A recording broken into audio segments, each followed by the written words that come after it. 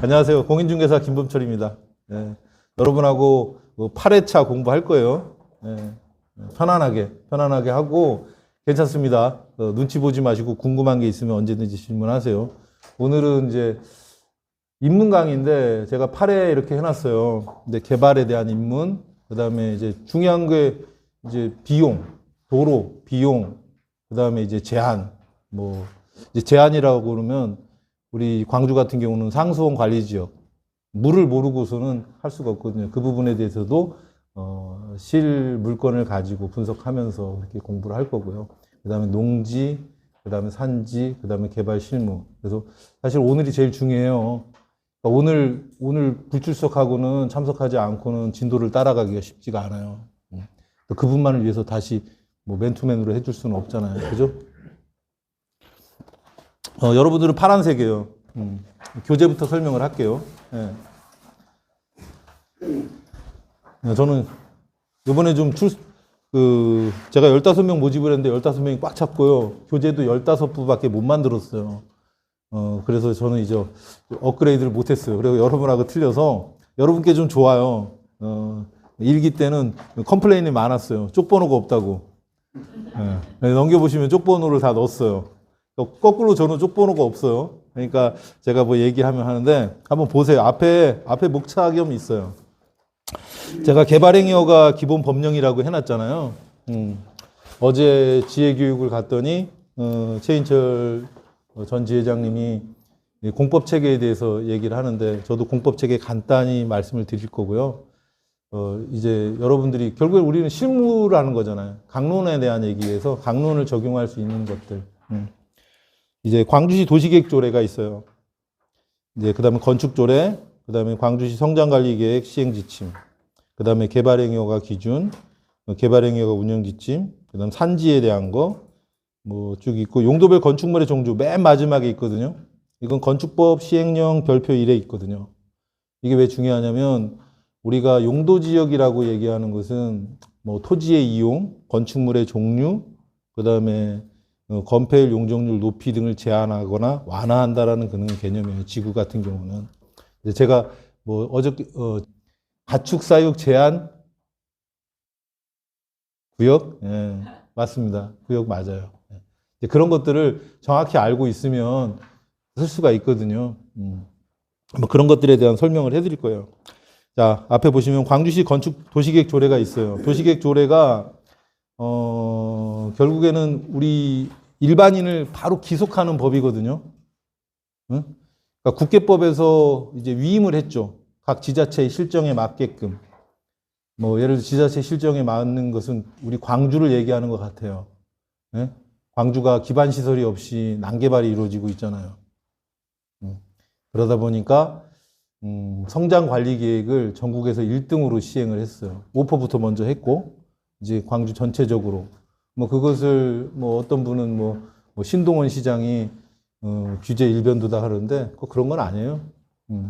어차피 계획이 좀 있어야 되고 오염총량제도 광주가 1등으로 했거든요. 오염총량제를 한 이유는 어쩔 수 없이 광주가 살려면 오염총량제를 할 수밖에 없었어요. 제가 이제 오염총량제도 이제 간단히 설명을 드릴 거예요.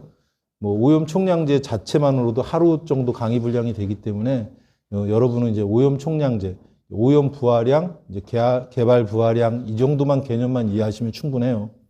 그 다음에 이제 광주시청 사이트에서 내용을 찾아보는 수준. 응? 네.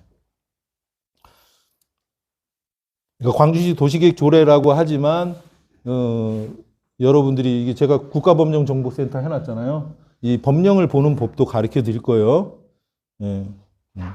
여기서 이제 국토의 계획 및 이용에 관한 법률, 그 다음에 시행령, 시행규칙, 그 외에 이제 도시계획 조례가 있는 거죠. 네? 그렇게 개념을 잡으시고요.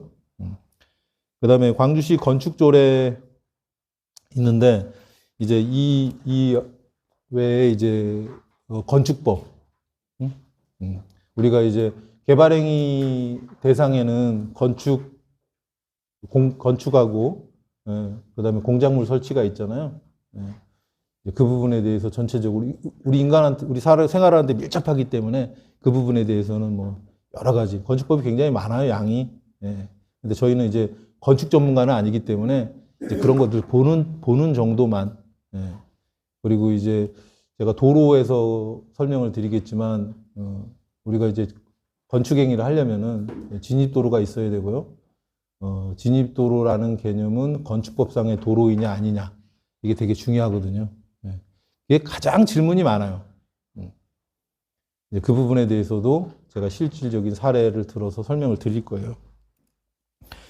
그 다음에 개발행위 허가 기준이라고 돼 있는데 이것도 이제 국계법 시행령에 있어요. 별표 1의 2. 예. 그걸 갖다 이제 내용을 해드린 거고 실질적으로 여러분들이 행위를 하는데 어떻게 할지를 보는 게 그거예요. 그 다음에 이제 개발행위 허가 운영 지침은 개발행위 허가 기준 그 위에는 국계법 시행령 별표 1의 2를 세부적으로 풀어놓은 거예요. 응?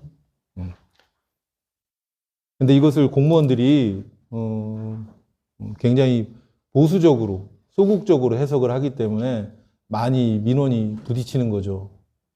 근데 여러분이 가서 한마디 해야 되잖아요. 뭐 그 정도까지는 되실 거예요. 끝나고 나면 수업이 끝나고 나면. 예. 안 된다는데요? 왜 안 되는데요? 왜 안 되는데는 물어봐야 될 거 아니에요. 그죠? 예? 예. 그렇게 될 겁니다. 그 다음에 이제 산지에 대한 거.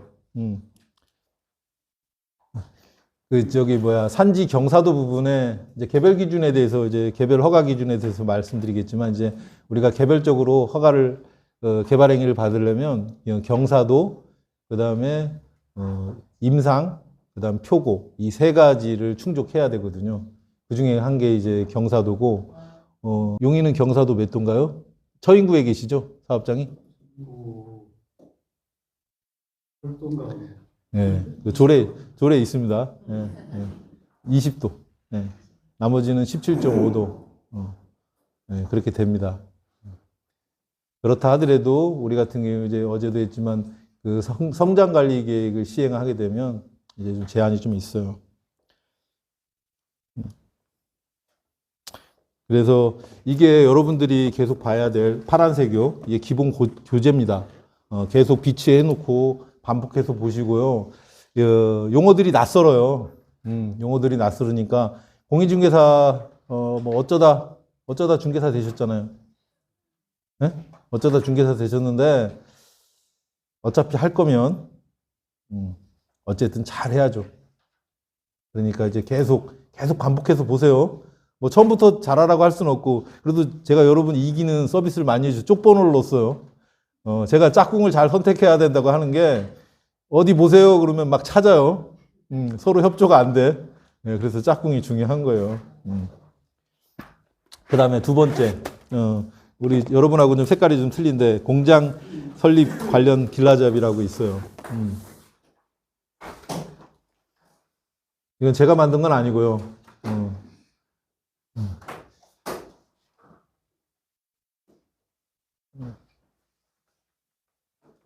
보시면 이게 제가 여러분한테 어떤 뭐 참고서나 자료를 짜집게 하기보다는 가장 유용하게 돼 있는 자료예요. 제가 드린 정보 개발행위 기본 법령하고 중복되는 것도 있지만 이것도 마찬가지예요. 결국에는 우리가 개발하는 것은 뭐 집을 짓거나 아니면은 뭐 창고를 짓거나 소매점을 짓거나 그러는데 이제 공장이잖아요. 그래서 모든 법령이 망라돼 있어요. 예, 그래서 이것도 제가 틈틈이 볼 겁니다. 예, 그래서 여러분들이 계속 8회차까지는 뭐 너무 중개하는데 너무 바빠서 볼 시간이 없다. 그럼 어쩔 수가 없어요. 근데 계속 넘겨서 눈에 익숙해지셔야 돼요. 사실은 이게 두껍지만 별 양이 별로 없어요. 지목 빼고 도시계획 별표 빼면은 내용 별로 없어요. 네. 그리고 궁금한 것들. 이거 외에도 뭐 제가 커리큘럼에서 보여드렸지만 궁금한 것들이 있으면 여러분들이 하세요. 저는 여러분하고 똑같이 중개사고 여러분보다 먼저 중개를 했다라는 거. 업무용을. 그 차이밖에 없어요.